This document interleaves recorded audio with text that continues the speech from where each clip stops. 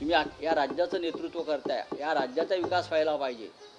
नरेंद्र मोदी तुम्ही देशाचे प्रधानमंत्री आहात, सर्व खासदार तुमचे आहेत. देवेंद्र फडणवीस तुम्ही या राज्याचे मुख्यमंत्री आहात महाराष्ट्राचे, लक्षात घ्या. फक्त भाजपच्या 10-20 खासदारांपुरते तुम्ही नाही आहात. तुम्ही या राज्याचं नेतृत्व करताय, या राज्याचा विकास व्हायला पाहिजे. जो भाग विरोधी पक्षाने जिंकलेला आहे तिथे विकास करायचा नाही. हे कोणतं धोरण आहे तुमचं? हे माझं देवेंद्र फडणवीस यांना माझं सरळ आव्हान आहे की तुम्हाला हे मनाला पटतंय का? बसा आणि चर्चा करा विरोधी पक्षाशी या विषयावर. नमस्कार मित्रांनो, महाराष्ट्राच्या राजकारणात पुन्हा एकदा मोठी खळबळ उडाली आहे. शिवसेना उद्धव बाळासाहेब ठाकरे गटाचे खासदार संजय राऊत यांनी नाशिकमधून घेतलेल्या लाईव्ह पत्रकार परिषदेत अनेक मोठे आरोप आणि दावे केले आहेत. नाशिक दौऱ्यात त्यांनी राज्य सरकार, भाजप आणि सत्ताधाऱ्यांवर जोरदार निशाणा साधला. त्यांच्या भाषणानंतर राज्यातील राजकीय वातावरण चांगलंच तापलं आहे. नाशिकमध्ये शिवसैनिकांचा जोरदार उत्साह.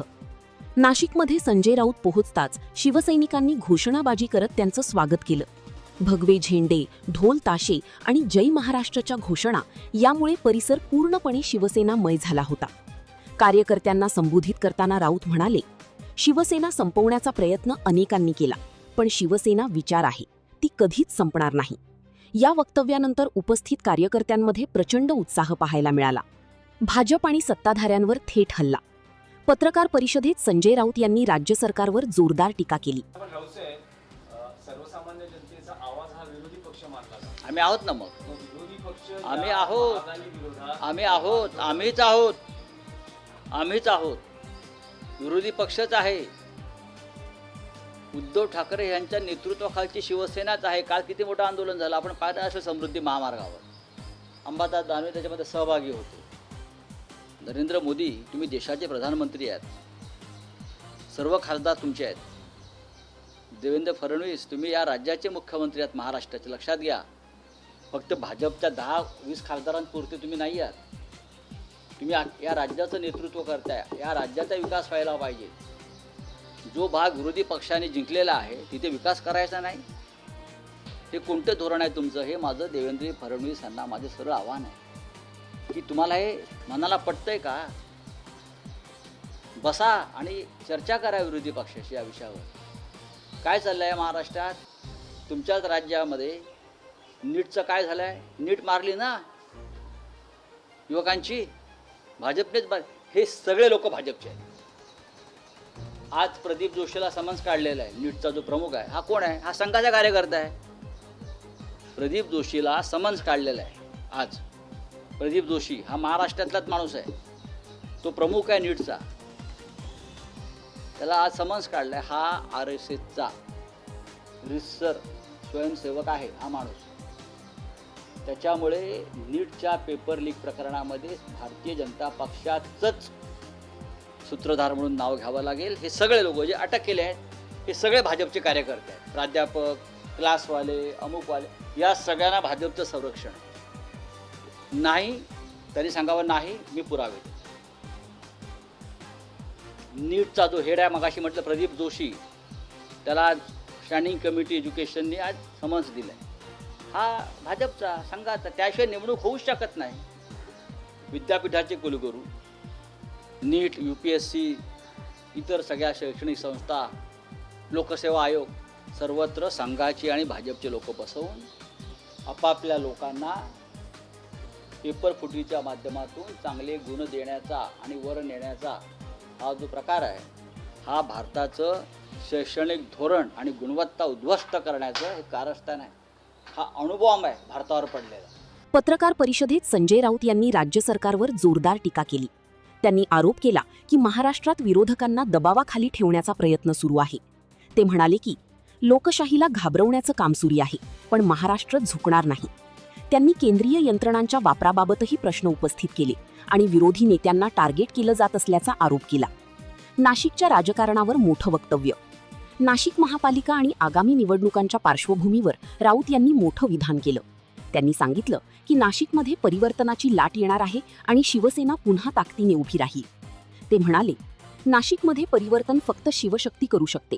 या विधानानंतर राजकीय चर्चांना आणखी वेग आला आहे.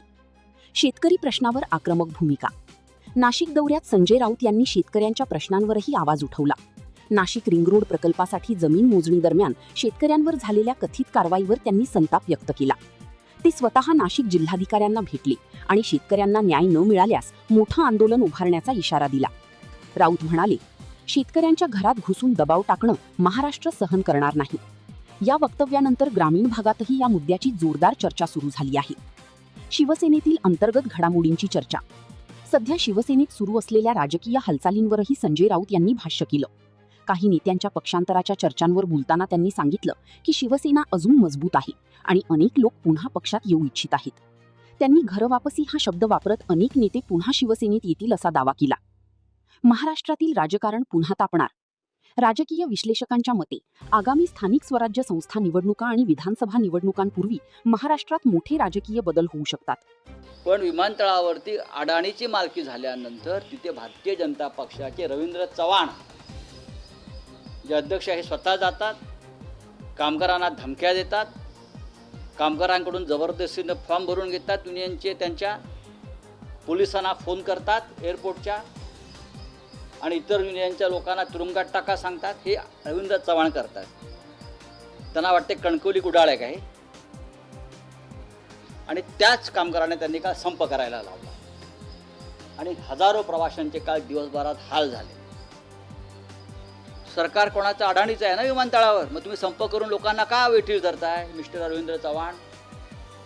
हे भारतीय जनता पक्षाच्या प्रदेशाध्यक्षाचं काम आहे का?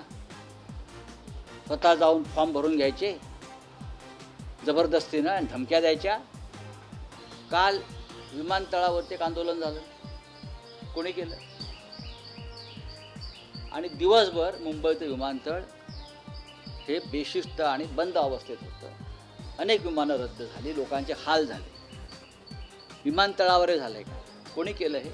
भारतीय जनता पक्षाने काल विमानतळावर संप घडवला. का घडवला? विमानतळावर शिवसेनेच्या संघटना आहेत. कधीही प्रवाशांना त्रास होईल अशा प्रकारचं आंदोलन शिवसेनेने केलं नाही. मला असं वाटतं मोदी परदेशात गेले आहेत, त्यांचा हिंदुस्थानात येण्याचा प्रवास समुद्राखालना असेल, पाईपलाईन कुठनं टाकायची आहे ते बघण्यासाठी. त्यांना पाहावं लागेल ना त्यांना. ते स्वतःच बहुतेक उडी मारतील आणि ते पाईपलाईनचा मार्ग शोधत जातील. परत तुम्ही इराणबरोबरचे संबंध बिघडवलेले आहात. इतर कोणताही देश तुमचा मित्र नाही. चीनबरोबर तुमचे संबंध नाहीत. नेपाळ तुम्हाला किंमत देत नाही. तुम्ही कोणाच्या समुद्रमार्गातून ही पाईपलाईन टाकणार आहात हे आम्हाला सांगावं लागेल. ठिकठिकाणी जिल्ह्यात आंदोलनं सुरू आहेत, मीडियाने दाखवायला पाहिजे. आम्हीच आवाज आहोत. आता भारतीय जनता पक्षाला जे मतदान करतायत किंवा ज्यांचे कार्यकर्ते आहेत त्यांना कोणत्या मार्गानं इंधन मिळते मला माहीत नाही. फक्त भाजपचं कार्ड दाखवा आणि इंधन मिळवा असं असेल तर ते गप्प बसतील. पण हजारो लाखो जनता जी आहे ती त्रस्त आहे, शेतकरी त्रस्त आहे. जाईल ना तुमची सत्ता केव्हा तरी. तुम्ही का अमरपट्ट्या घेऊन आलात का? कामगारांच्या मागण्या न्याय्य आहेत. शिवसेना त्यांच्यासाठी, शिवसेनेने पण त्या विषयावर परवा मोर्चा काढला होता शांतपणे. तुम्ही विमानतळावरती गोंधळ घालताय, लोकांना त्रास देत आहे का? कुठला प्रकार आहे? देवेंद्र फडणवीसांना माझं आव्हान आहे, हा तुम्ही जनतेचे नेते आहात ना, हा त्रास जो तुमचे लोक देत आहेत रवींद्र चव्हाणसारखे, हा तुम्हाला मान्य आहे का? काहीतरी माणुसकी आणि शिस्त ठेवा राजकारणामध्ये. काय चाललं आहे महाराष्ट्रात? तुमच्याच राज्यामध्ये नीटचं काय झालं आहे? नीट मारली ना युवकांची, भाजपनेच. हे सगळे लोक भाजपचे आहेत. आज प्रदीप जोशीला समन्स काढलेला आहे. नीटचा जो प्रमुख आहे हा कोण आहे? हा संघाचा कार्यकर्ता आहे.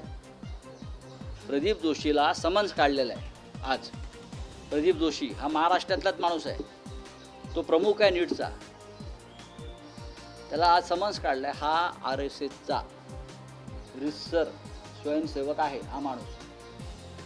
त्याच्यामुळे नीटच्या पेपर लीक प्रकरणामध्ये भारतीय जनता पक्षाचंच सूत्रधार म्हणून नाव घ्यावं लागेल. हे सगळे लोक जे अटक केले आहेत हे सगळे भाजपचे कार्यकर्ते आहेत. प्राध्यापक, क्लासवाले, अमुकवाले, या सगळ्यांना भाजपचं संरक्षण नाही.